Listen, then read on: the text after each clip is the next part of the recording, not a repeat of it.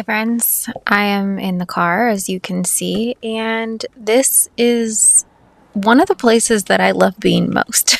I love being in my car and I love sitting in my car. I love thinking and just kind of digesting in my car. I don't know, my husband always makes fun of me because he's like, why does it take you 25 minutes to get out of the car? And I'm like, because I just need a minute. I just want to sit here and just kind of be in my car. And, I don't know, my car feels like this safe place that I can just have quiet thoughts, but also be in the world. I don't know how to explain it, but anyway, if you guys like this format, kind of just off the cuff, I've barely planned notes for this. So I don't know. We'll just see how it goes. I'm just kind of going to be word vomiting whatever comes to mind with a certain topic. So the topic that I want to talk about today is how to stop being lazy, because I feel like a lot of people think that for me, getting things done or executing at the level that I do is oh, it just comes easy to you. You must not be a lazy person. Oh, my friend, you have no idea how lazy I can be. And I love that. I love resting. I love chilling. I love just being on the couch and cozy and comfy. That is something that I value deeply. But I also am able to do that well and from a more mindful place now, because I have allowed myself to put different structures in place in my non-lazy life, in my productive hours, so that when I get to the point where I'm tired or I just want to rest, I can do that without feeling shitty about it. So the first thing that I would say when it comes to ending your laziness or changing your relationship with laziness is to just have such a solid plan for your to-do list that your brain knows exactly when you can rest and when you can't rest, if that makes sense. If you're sick or physically ill, something is wrong, always rest. There's never a point where you should push through illness and physical symptoms to make it better. The rest is the thing, right? But if you are just feeling kind of meh or groggy, or you kind of woke up on the wrong side of the bed and you're I just don't feel like doing this today, a solid plan that you can just show up and follow the steps of what you need to do is going to be your magic potion that just cures your laziness in those moments, right? It also allows your brain to be okay, well, if there's nothing else to do here, if I've done all the things on my to-do list, there's nothing else to do. I can rest. It's fine. I have so perfectly honed my schedule, my routine, that throughout my week, everything is just laid out beautifully. It is a masterpiece of a schedule. And there's part of me that's I have to be missing something. There has to be something more that I could be doing. And then there's the part of me that's girl, when does it end? Are you ever going to just let yourself be? And so what I've been doing recently, when those moments come up of oh, I need to do something, I will actively engage in a restful activity with my son. So for example, I will find a movie that both of us have been wanting to watch, or a show that both of us have been wanting to watch, and we will watch that together, and I will just chill.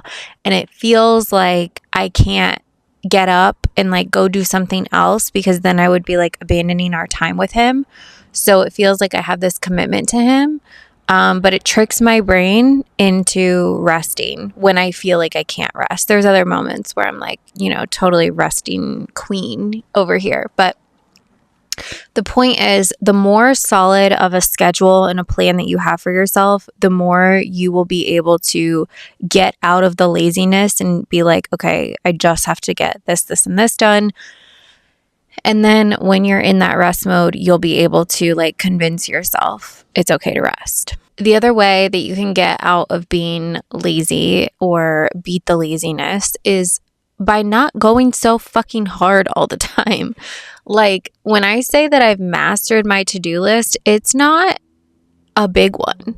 Like my daily tasks that have to get done are so small. Like the amount of them is so small.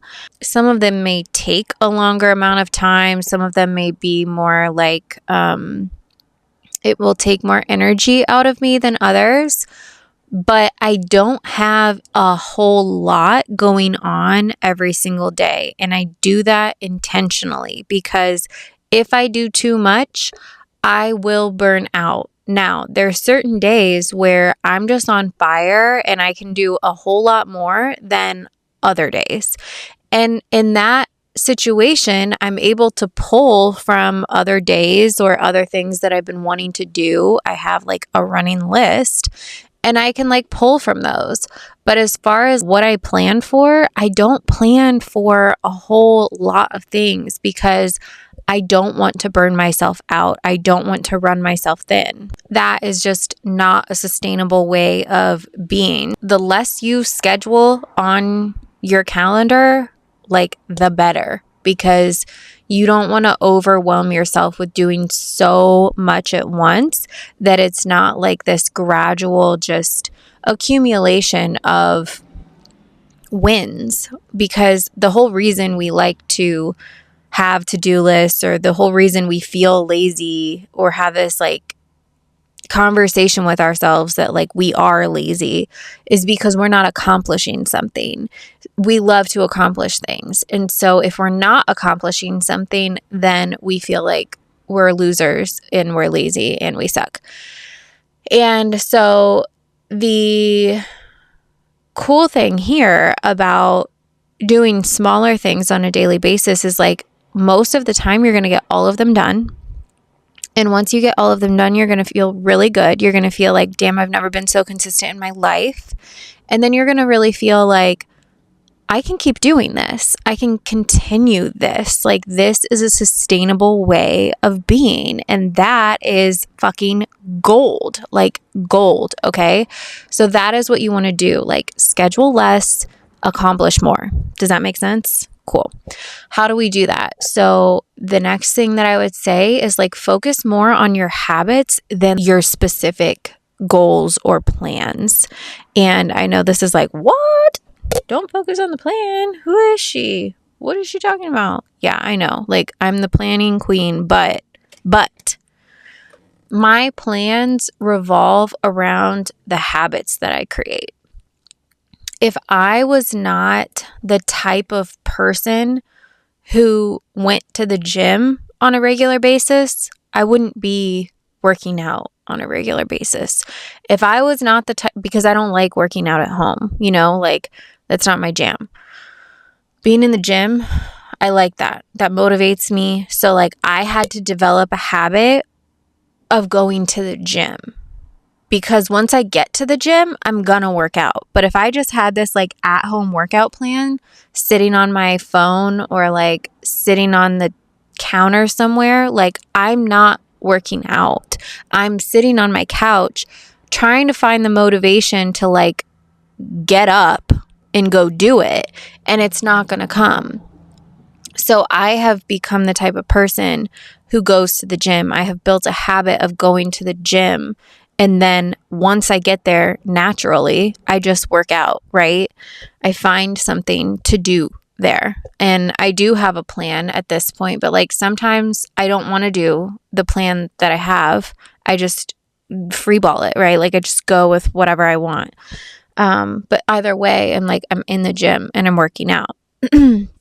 And so that's how you kind of have to structure your life. Like, you want to have habits that make your lifestyle that you want, that make the things that you want to have inevitable. You want it to be so effortless after a period of time of like practicing this habit, implementing this habit.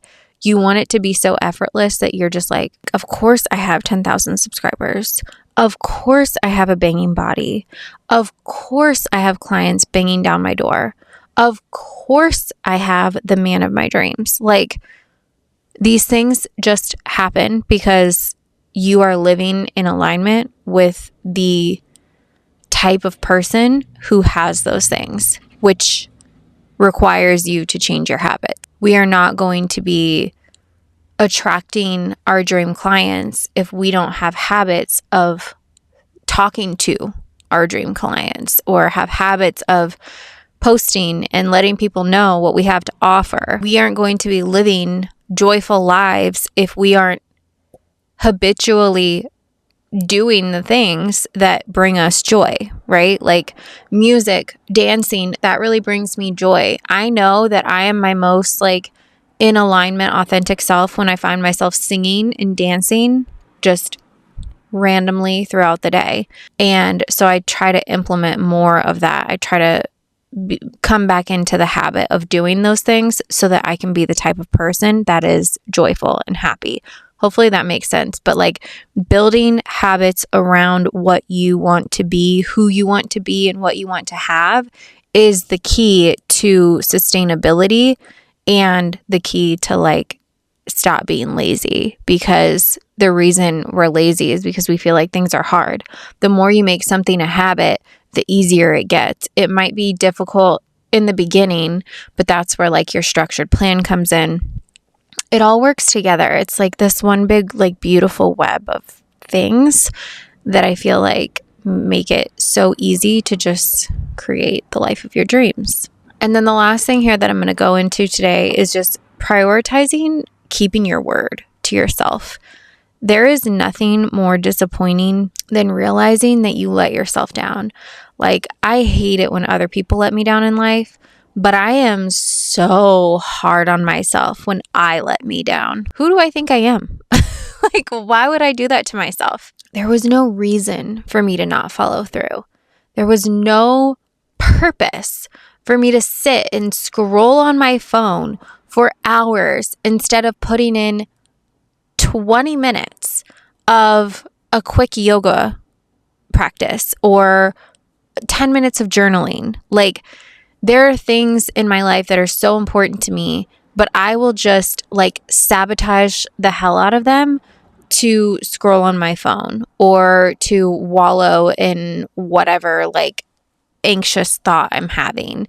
And I just sit there and like be in that. You know what I mean? And so there's this point in time where I have to say, I am not prioritizing this anymore. I'm going to prioritize myself. I'm going to prioritize the habits that I have. I'm going to prioritize what I want for myself. And if I don't prioritize that, then I'm going to let myself down. And do I want to continue feeling that feeling of letting myself down? What is worse? Feeling the feeling of I am so wanting to just sit here on this couch right now. I don't feel like getting up, or sitting on the couch and later realizing, why did I do that? And feeling so hard on yourself because you didn't do the thing that you said you were going to do. I've pushed through the discomfort and I've just gotten up and like done the thing and like stayed committed. And I've let myself down and like not done the thing and just disappointed myself and like beat up on myself and like had all this negative self-talk and blah, blah, blah. I've done both of them so many times that I know 100% what's on the other side of this. I know that if I just push through this discomfort right now, I will be so much happier. I am not even happy right now sitting here scrolling. Whatever it is that you're doing and distracting yourself with from the thing that you should be doing or want to be doing. Future version of you, like, what do they want you to be doing right now? And whatever you're doing to not do that thing, that distraction is like not that enjoyable. It's just this like, it's a habit. It's an addiction. It sucks. I just, no, thank you. Like, let that shit go. And once you let that go, once you allow that to just be, that's just like a thought in my mind, like I don't really give a fuck about that thought, then it becomes this ability for you to just bypass. Like you can just whoop around that thought and then boom, you're good to go. You can prioritize yourself. You can put yourself first because you know exactly what it takes. You know how to get yourself, you know how to pull yourself out of that addiction, out of that like dopamine hit that you want to get. You know how to pull yourself out of that because you've done it so many times. It sucks. It sucks every time to pull yourself out of that. But the ability to have that gratification of doing what you said you were going to do, prioritizing yourself and following through and giving yourself that assurance that like you actually care about what you talk about, what you say about yourself, the thing that the commitments that you make to yourself, you actually follow through on them. Like, do you know how much confidence that gives you? Do you know how much like internal satisfaction that gives you? Like, there is no external person in this world who can tell me crap when I finally keep my word to myself consistently. There is no one on this planet that can tell me anything. I feel like I am on top of the world when I keep my word to myself because there is no one who loves me like I love me. And if I am not loving myself enough to keep my word to myself, then what am I doing? So if I had to tell you to do one thing out of all of these things, it would be to prioritize yourself and commit to the things that you say that you're going to do so deeply that nothing else matters. You have to stop letting yourself down. You just have to. The more you let yourself down, the less you trust yourself, the less connected you are to who you are, and the more you're going to find yourself in these periods of just like self-loathing and disappointment and like giving up, starting over, all of these things that we do year after year, quarter after quarter. Keep your words to yourself. Keep your word to yourself. Your word is your bond. And you can do this. You just have to like start small, start with little things. Make it easy for yourself. Like in the mornings, do your thing in the mornings when you first wake up because you don't have enough energy to like argue with yourself. You know what I mean? Like just do it, right? Or if you have a lot of energy in the afternoon, do it when you have the most energy to just put into whatever the thing is that you're trying to do, the thing that you're trying to accomplish. Set yourself up for success. I can't tell myself to do an at-home workout at the evening time because I know 9 times out of 10, I'm going to come up with an excuse. That's why I go my butt to the gym before I go pick up my son because I know, 1, I'll have energy then, and 2, I can't make excuses. I have to leave the house anyway to go get him. So might as well just go to the gym. Might as well. I just make it easier for myself to do it and then I do it. And that's what you need to do. You need to make it easier on yourself to stay true to the things that you say that you're going to do, to follow through on the things that you say you're going to do. I love you so much. I hope you enjoyed this episode. This was just kind of me ranting. Anyway, I hope you enjoyed it. It's a little bit different than my normal content, but this is like what it's actually like to talk to me and work with me and all that kind of stuff. So if you are a person who is like totally stuck right now and you're like, I don't know how to get started. I don't know where to start. I don't know what to do. Like my thoughts are just everywhere. I'm everywhere. I'm like chaos embodied. Then I have a really awesome resource for you. It's free. It's the Overwhelm to Action Blueprint. It is a free download. linked in the description. Go grab it. It basically just walks you through 3 simple steps to get you to the point where you can actually start taking action, to get you out of that overwhelm, to pull you out of that like fight, flight, freeze moment where you're like, I just don't even know what to do. I'm so stuck in all of this stuff that I have going on. I'm not even sure how to like take the next step. This is going to pull you out of that. It's going to give you a step to take, and it's going to give you quick wins. Like, you're going to be able to start executing immediately after completing the 3 steps, and you're just going to feel so much relief. You're going to feel so accomplished. It's going to be amazing.